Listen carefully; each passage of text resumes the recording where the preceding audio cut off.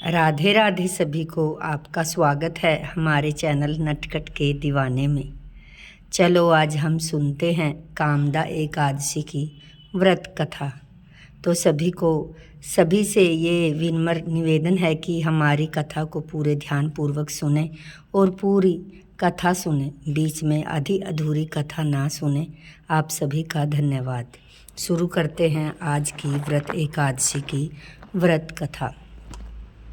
धर्मराज युधिष्ठिर बोले, हे भगवान, आपको कोटि कोटि प्रणाम। मैं आपसे प्रार्थना करता हूँ कि आप कृपा कर चैत्र मास के शुक्ल पक्ष की एकादशी का वर्णन कीजिए। श्री भगवान बोले, हे राजन, आप एक पुरानी कथा सुनिए जिसको वशिष्ठ जी ने राजा दिलीप से कही थी। दिलीप नाम से पूछा, गुरुदेव, चैत्र मास के शुक्ल पक्ष की एकादशी का क्या नाम है? उसमें किस देवता की पूजा होती है तथा उसकी विधि क्या है? सो अब आप कृपा पूर्वक कहिए। महर्षि वशिष्ठ जी बोले, राजन, चैत्र मास के शुक्ल पक्ष की एकादशी का नाम कामदा एकादशी है। यह पापों को नष्ट कर देती है, जैसे अग्नि सूखे काष्ठ आदि को जलाकर नष्ट कर देती है और पुण्य के प्रभाव से समस्त पाप नष्ट हो जाते हैं और पुत्र की प्राप्ति होती है। इसके व्रत से कुयोनि छूट जाती हैं, अंत में स्वर्ग की प्राप्ति होती है। अब मैं इसका महात्म्य कहता हूँ, ध्यान पूर्वक सुनिए।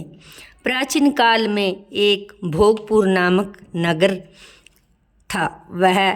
वहाँ पर अनेक ऐश्वर्यों से युक्त पुंडरीक नाम का एक राजा था और वह राज्य करता था। वहाँ अनेकों अप्सरा, गंधर्व, किन्नर आदि वास करते थे। उस जगह ललिता और ललित नाम के स्त्री पुरुष अत्यंत वैभवशाली घर में निवास करते हुए विहार किया करते थे। वे दोनों एक दूसरे को बहुत प्रेम करते थे और आपस में अलग को हो जाने पर व्याकुल हो जाते थे। एक समय राजा पुंडरीक गंधर्वों को सहित सभा में शोभायमान थे। उस जगह ललित गंधर्व भी उसके साथ गाना गा रहा था। उसकी प्रियतमा ललिता उस जगह नहीं थी।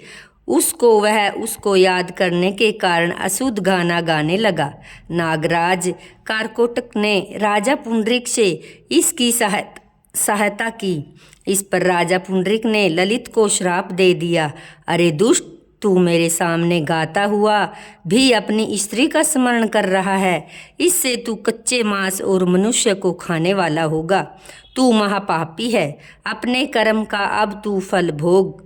राजा पुंडरीक के श्राप से वह ललित गंधर्व उसी समय एक विकराल राक्षस को उसका मुख भयानक हो गया। उसके नेत्र सूर्य के चंद्र के समान प्रदीप होने लगे। मुंह से अग्नि निकलने लगी। उसके सिर के बाल पर्वतों पर उगने वाले वृक्षों के समान दिखने लगे। उसकी भुजाएं 2 योजन लंबी हो गई। इस तरह उसका 8 योजन का शरीर हो गया। राक्षस के जाने पर उसको महान दुख मिलने लगा। अपने कर्म का फल भोगने लगा। जब ललिता को अपने प्रीतम ललित का ऐसा हाल मालूम हुआ तो वह बहुत दुखी हुई और वह सदैव अपने पति के उद्धार के लिए विचारने लगी कि मैं कहाँ जाऊँ, क्या करूँ। वह राक्षस घोर वनों में रहने लगा और अनेक प्रकार के पाप करने लगा। उसकी स्त्री विलाप करती रहती। एक दिन वह अपने पति के पीछे घूमते घूमते विंध्याचल पर्वत चली गई। उसने उस जगह श्रृंगी ऋषि का आश्रम देखा। वह शीघ्र ही उस आश्रम के पास गई और उस आश्रम के सन्मुख जाकर विनय करने लगी। उसे देखकर श्रृंगी ऋषि बोले, हे सुभगे, तुम कौन हो? यहाँ किस लिए आई हो? ललिता बोली, हे मुनि, मैं वीरंधवा नामक गंधर्व की कन्या ललिता हूँ। मेरा पति राजा पुंडरीक के श्राप से एक भयानक राक्षस हो गया है। उससे मुझको महान दुख हो रहा है। आप उसे राक्षस योनि से छूटने का कोई श्रेष्ठ उपाय बतलाइए। तब श्रृंगी ऋषि बोले, हे अरे गंधर्व कन्या ललिता, अब चैत्र मास शुक्ल पक्ष की एकादशी है। उसके व्रत करने से मनुष्य के सब कार्य शीघ्र ही सिद्ध हो जाते हैं। यदि तू उसके पुण्य को अपने पति को देगी तो वह शीघ्र ही राक्षस योनि से छूट जाएगा और राजा का श्राप भी शांत हो जाएगा। मुनि के ऐसे वचन सुनकर ललिता ने आनंद के पूर्वक उसका व्रत किया और द्वादशी के दिन ब्राह्मणों के सामने अपने व्रत का फल अपने पति को दे दिया और भगवान से प्रार्थना करने लगी, हे प्रभु, मैंने जो व्रत किया है उसका फल मेरे पतिदेव को मिले, जिससे उनकी राक्षस योनि शीघ्र ही छूट जाए। एकादशी का फल देते ही उसका पति राक्षस योनि से छूट गया और अपने पुराने स्वरूप को प्राप्त हुआ। वह अपने सुंदर वस्त्रों तथा आभूषणों से अलंकृत होकर पहले की भांति ललिता के साथ विहार करने लगा। कामदा एकादशी के प्रभाव से वह पहले की भांति अधिक सुंदर हो गए और पुष्पक विमान में बैठकर स्वर्गलोक चले गए।